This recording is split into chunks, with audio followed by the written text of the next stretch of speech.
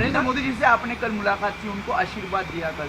हमारे पास आए थे, उन्होंने प्रणाम किया। हमारा नियम है, हम लोग आशीर्वाद देंगे, जो आएगा उसको आशीर्वाद देते हैं। नरेंद्र मोदी जी हमारे दुश्मन थोड़े हैं, सदा उनके हित की बात कह रहते हैं। जब उनसे कोई गलती हो जाती है तो हम उसको भी कहते हैं। देखिए, हम सब लोग हिंदू धर्म के, सनातन धर्म के पालन करने वाले लोग हैं। हमारे यहाँ पुण्य पाप की भावना बताई गई है।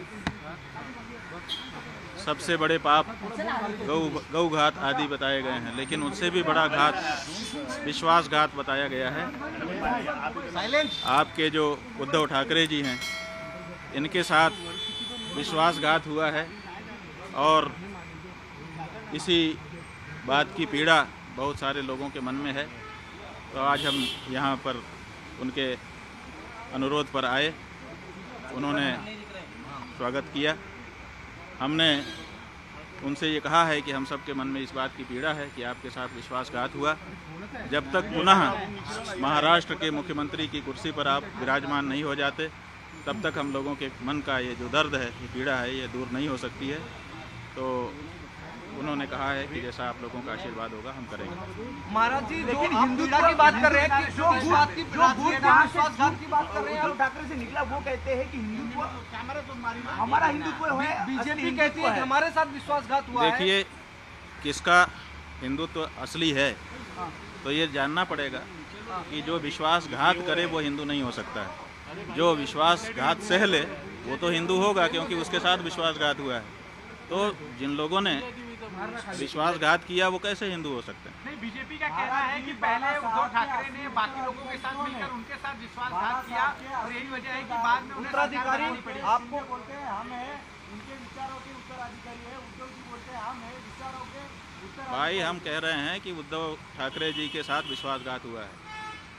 अब इसे में आप समझ लीजिए सब बात। ये बीजेपी ने, इसलिए पूरे महाराष्ट्र की जनता इस बात से पीड़ित है। सबके मन में इस बात का दर्द है। चुनाव में इस बात का पता भी चल चुका है।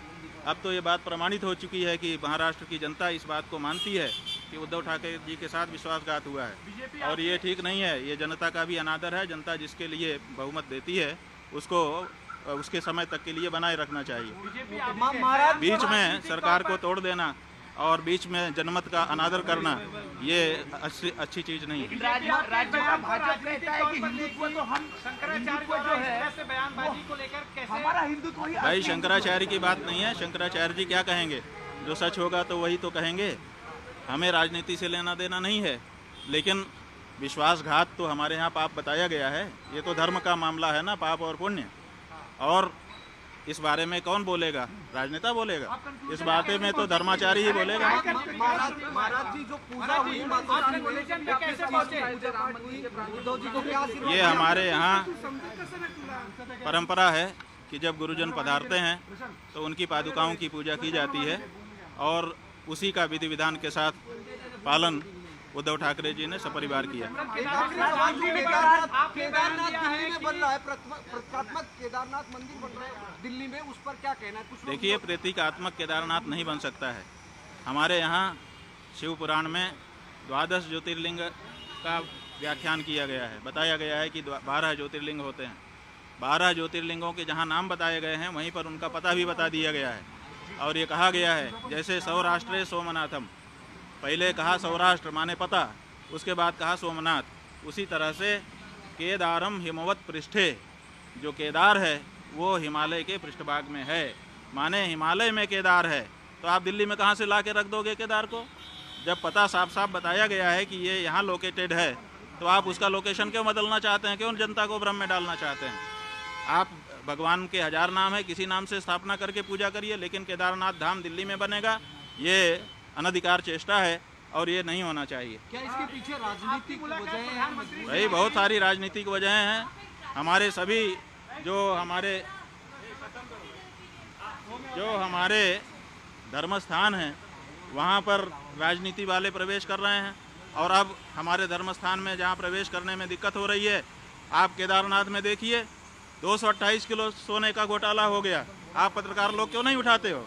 तो जब वहाँ पर घोटाला हो गया तो अब आप दिल्ली में केदारनाथ बना लोगे, वहाँ पर फिर दूसरा घोटाला करोगे।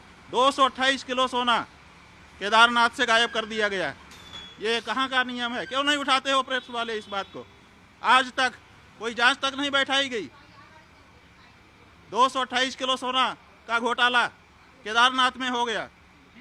कौन जिम्मेदार है? क्यों इस बारे में जांच नहीं होती है? क्यों भाई इस बारे में निर्णय नहीं होता है? और अब आप कहेंगे हम दिल्ली में ही केदारनाथ बना लेंगे, ये नहीं हो सकता। नरेंद्र मोदी जी से आपने कल मुलाकात की, उनको आशीर्वाद दिया कल?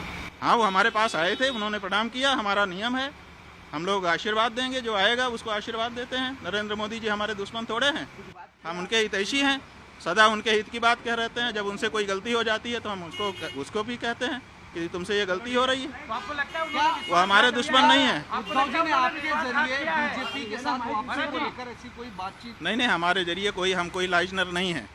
हमको श्रद्धा पूर्वक उन्होंने बुलाया था। हम, जैसा कि हमारा नियम है, श्रद्धा से बुलाने पर जाते हैं। हम आए, उन्होंने पादुका पूजन किया और अपनी जो उनकी अपनी बातें थी वो भी हमारे सामने रखी, हमने उनको सुन लिया। ये जो बात हम कह रहे हैं वो हम अपने मन की बात कह रहे हैं और पूरे महाराष्ट्र की जनता की बात है। रोजाना खबरां नाल जुड़े रहन लई चैनल ਨੂੰ ਸਬਸਕ੍ਰਾਈਬ करें ਤਾਂ जो हर प्रकार की खबर ਤੁਹਾਡੇ ਕੋਲ जल्दी पहुंच सके।